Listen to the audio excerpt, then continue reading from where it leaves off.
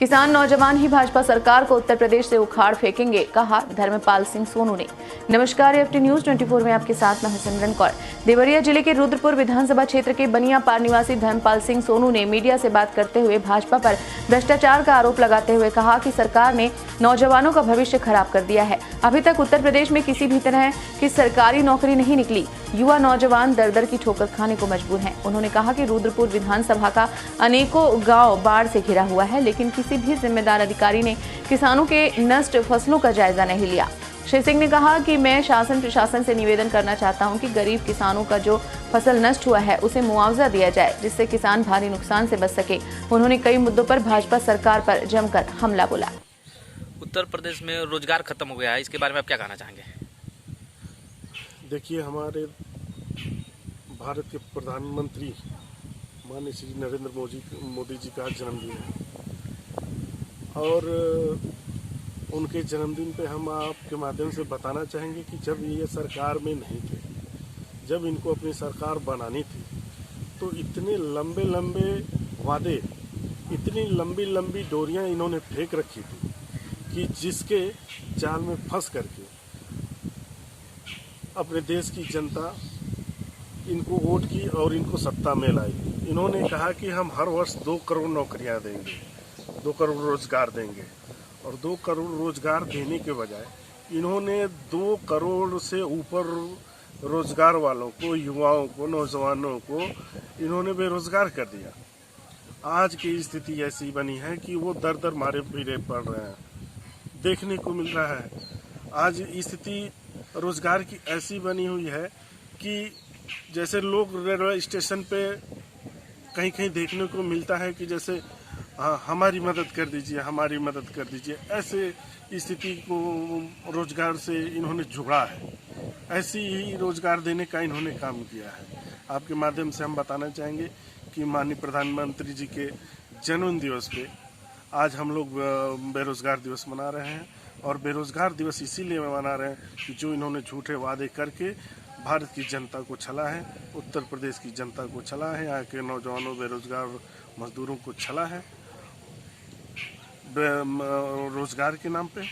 इनसे आपके माध्यम से यही कहना चाहेंगे कि ये झूठी और खोखली सरकार को से अब यहाँ की जनता त्रस्त आ चुकी है, और 2022 में इसका रिजल्ट आपके सामने आएगा। रुद्रपुर कचरांचल क्षेत्र है, आप कचरांचल क्षेत्र से बिलोंग करते हैं। यहाँ के किसानों की फसल व्यापक पैमाने पर बर्बाद हो गई है।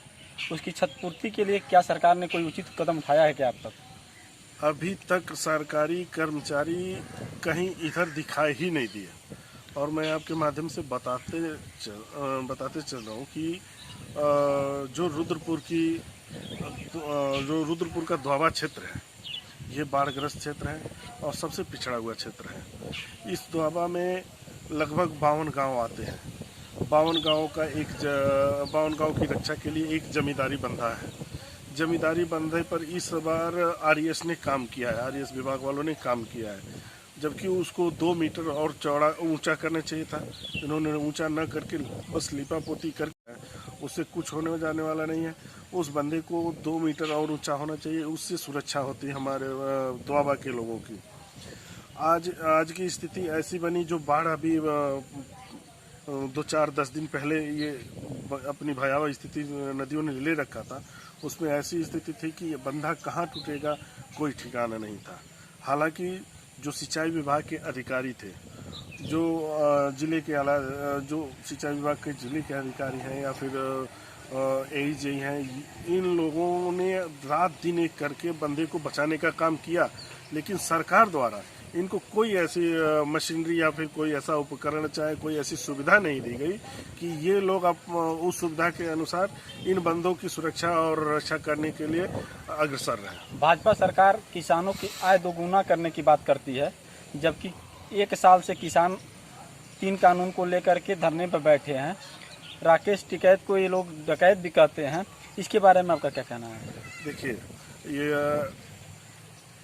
आपके माध्यम से हम बताना चाहेंगे कि आज अपने देश की ऐसी हालत बनी हुई है, विश्व स्तर पे भारत का नाम कृषि प्रधान देश के नाम से जाना जाता है। पूरे दुनिया के लोग यही जानते हैं कि भारत एक कृषि प्रधान देश है, यहाँ का पूरा अर्थव्यवस्था कृषि पर ही डिपेंड है। और यहाँ के प्रधानमंत्री जो जुमलों में फंसा करके किसानों का वोट लेते हैं, किसानों के वोट से अपनी सरकार बनाते हैं, उनसे हम ये कहना चाहेंगे कि अब किसानों को छलना बंद करें और किसानों का उपहास करना बंद करें। अन्यथा अगर किसान अपने पे आएगा तो इनकी दुर्दशा होनी सुनिश्चित है। प्रधानमंत्री और मुख्यमंत्री दोनों लोग विकास की बहुत सारे वादे करते हैं, जबकि उत्तर प्रदेश में ऐसा देखा जाता है कि मुख्यमंत्री केवल नाम बदल करके विकास को पैदा करते हैं। इसके बारे में आपका क्या कहना है? जब आप जवाब खुद ही दे रहे हैं तो हमारा कहना उसमें हम भी जोड़ दे रहे हैं आपके साथ कि आप देख सकते हैं कि विकास सबसे पहले कि जब ये सरकार बनी अपने उत्तर प्रदेश में तो बीजेपी की गवर्नमेंट जैसे ही बनी वैसे ही पहला ऐलान हुआ कि उत्तर प्रदेश को गड्ढा मुक्त करना है। उत्तर प्रदेश को गड्ढा मुक्त करने के लिए जो अधिकारी थे, संबंधित विभाग के जो भी अधिकारी थे, उन्होंने लीपापोती करके मिट्टी डाल के गिट्टी डाल के सब कुछ खत्म करके उन्होंने गड्ढा मुक्त करने का प्रयास तो किया, लेकिन बिल्कुल विफल रहे। और दूसरी चीज़ ये कि आज प्रदेश की सड़कों की ऐसी हालत हुई है जहाँ की आप अगर संभल के ना चलें, अगर कोई लोग संभल के ना चलें तो आए दिन मौतें होती रहेंगी। और ये रुद्रपुर दोआबा क्षेत्र के किसानों का फसल बहुत ज़्यादा मात्रा में बर्बाद हो गया है।